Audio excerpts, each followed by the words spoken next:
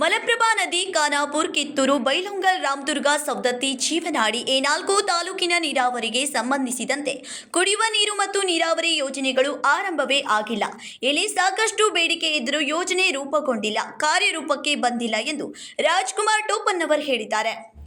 4 ತಾಲೂಕಿನ ಜನರ ಬೇಡಿಕೆ ಇದ್ದರೂ ರೇಣುಕಾ ಸಾಗರದಿಂದ ಹುಬ್ಬಳ್ಳಿ ಧಾರವಾಡಕ್ಕೆ ಕೃಷಿ, ಕೈಗಾರಿಕಾ ಹಾಗೂ ನಗರ ಪ್ರದೇಶಕ್ಕೆ ಸರಬರಾಜು ಆಗುತ್ತಿದೆ. ಆದರೆ ಬೆಳಗಾವಿ ಜಿಲ್ಲೆಯ ಈ 4 ತಾಲೂಕಿನ ಜನ ಪರದಾಡುವ ಪರಿಸ್ಥಿತಿ ನಿರ್ಮಾಣವಾಗಿದೆ.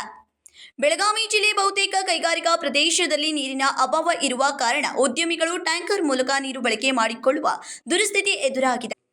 ಇತ್ತೀಚೆಗೆ ರಾಜ್ಯ ಸರ್ಕಾರ ರೇಣುಕಾ ಸಾಗರದಿಂದ 245 MLD ಕುಡಿಯುವ ನೀರಿನ ನೆಪ ಹೇಳಿ ಧಾರವಾಡ ಜಿಲ್ಲೆಯ ಕೈಗಾರಿಕಾ ಪ್ರದೇಶಗಳಿಗೆ ನೀರು ಸರಬರಾಜು ಮಾಡುವ ಷಡ್ಯಂತ್ರ ಮಾಡಿದೆ. ಕಾರಣ ಸುಪ್ರೀಂ ಕೋರ್ಟ್ ಆದೇಶದ ಮೇರೆಗೆ ಕುಡಿಯುವ ನೀರಿನ ಆಕ್ಷೇಪ ಮಾಡಬಾರದು ಎನ್ನುವ ಉದ್ದೇಶಕ್ಕೆ ಇದನ್ನೇ ಬಂಡವಾಳವಾಗಿಸಿಕೊಂಡು ಧಾರವಾಡ ಜಿಲ್ಲೆಯ ಕೈಗಾರಿಕಾ ಪ್ರದೇಶಕ್ಕೆ ನೀರು ಸರಬರಾಜು ಮಾಡುವ ಹುನ್ನಾರ ನಡೆಸಿದ್ದಾರೆ.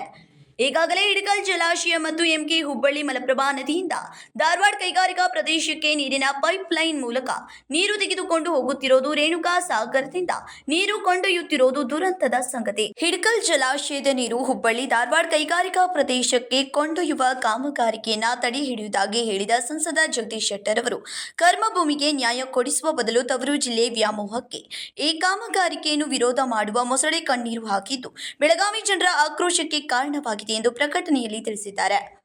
Bureau report, KMM Kannada news, Belagavi.